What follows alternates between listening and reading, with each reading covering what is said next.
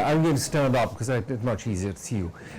I'm here because donkeys years ago, when the academia was in its prime under Rosa Maria's wonderful guidance, there was an exhibition of drawings on pastel. They were pastel on paper, and they were in the old academia, which some of you, I hope, remember, a kind of magical place. And these enormous drawings floating, because they are just anchored at the top, all figurative at a time when art in England was becoming more and more lunatic. And who is this young man? And this young man is Ricardo. And I tried to engineer a sort of absolutely overwhelming Nicholas Sirota by getting us all to write and say he ought to win the Turner Prize. Of course, one expected some sort of response to that pleading, but one got nothing at all. Later, of course, we all realized that the whole thing of the Turner Prize is cooked. They know who's going to win it before they even announce the shortlist. So there was no point. But my point is that Ricardo's figurative work struck me as one of the most wonderfully powerful and innovative artists of the time. A couple of years ago, BBC asked me to make a series of very short programs, very short, about religious art in churches. There were, I think, 6 of them, and all the art I had to talk about was abstract, the great lumps of stone just lying about, calling themselves altarpieces or images of the Nativity. How can an egg that's, cut in half with 2 electric lights in it be an image of the Nativity? Too obscure for words. And the wonderful thing about art in the Renaissance is that you had the most intelligent, the most educated, the most informed people producing it at the highest level. So there is Donatello producing Habakkuk, for example, and every peasant coming into Florence to sell his eggs and his greens and his God knows what would pass by Habakkuk on the outside of or San Michele and would immediately recognize it as a great work of art.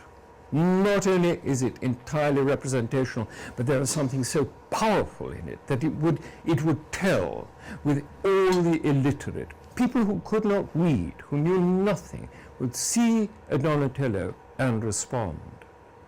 That tradition ran through art, all the way down to Rodin.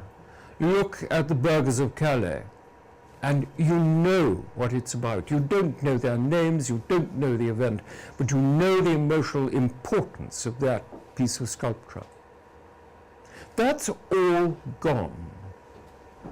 And then suddenly, Rosa Maria draws my attention to something which is religious art in a cathedral, not alas in this country, but in Italy, that has some serious claim to be within that great ancestral tradition. And it's Ricardo's Resurrection in Terni. In a way, I'm sorry it's in Terni. In an old guidebook that I looked up a couple of hours ago, Terni gets 3 lines, more or less suggesting that it's a beastly industrial city and one shouldn't bother to go there. The only thing it has to say for Terni is that there's a waterfall some 10 kilometers to the east, which is worth taking a motor car to see. But please don't go during the weekdays because the factories take all the water from it and the flow is diminished and therefore you don't have the waterfall. So in other words, don't go.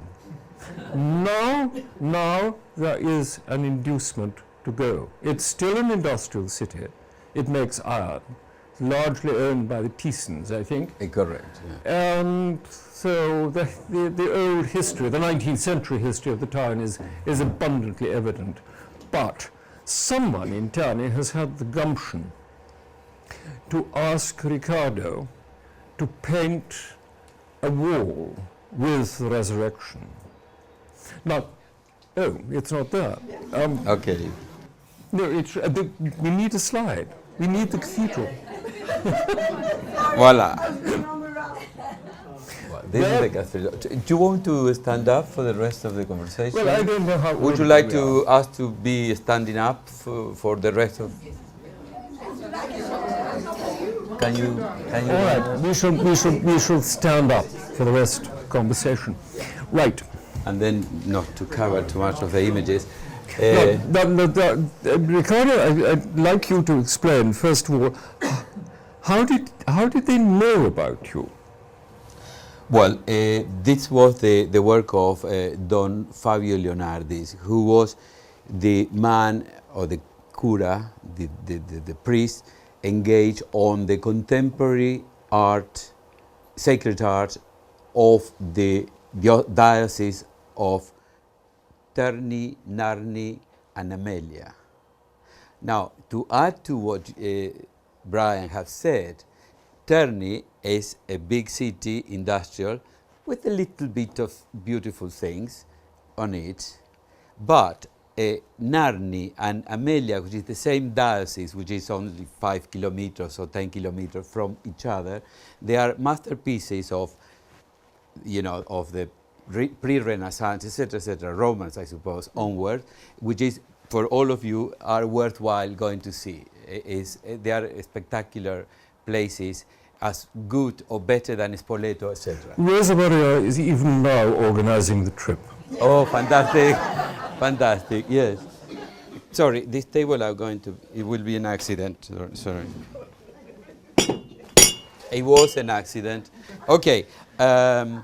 So in any case,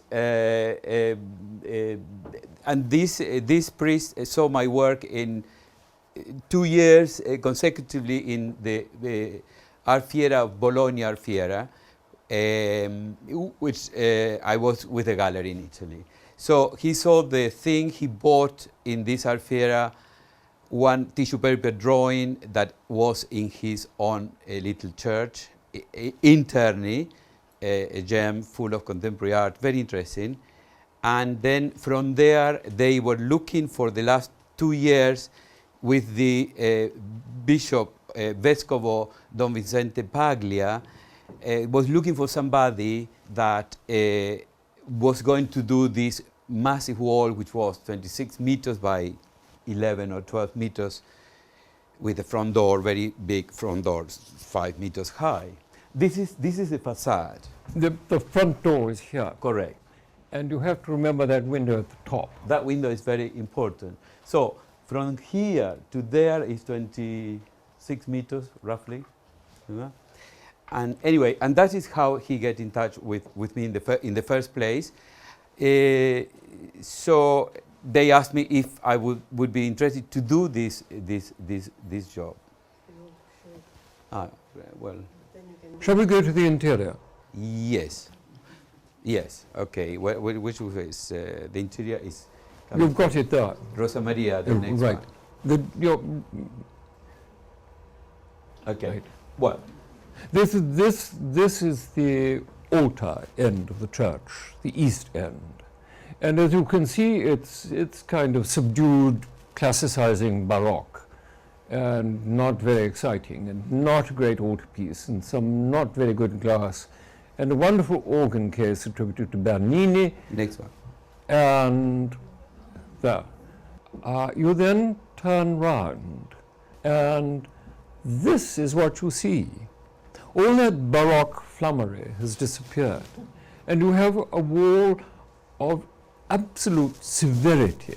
There is no decoration, no diversion from the subject at the end, which is quite clearly, very simply, the resurrection. The huge east wall, employing the door, as it were, to your own tomb, and the tomb to which all of you eventually have to go through that door. That indeed is a Berninesque trick, because it comes out of the idea he had with the tomb of Alexander VII.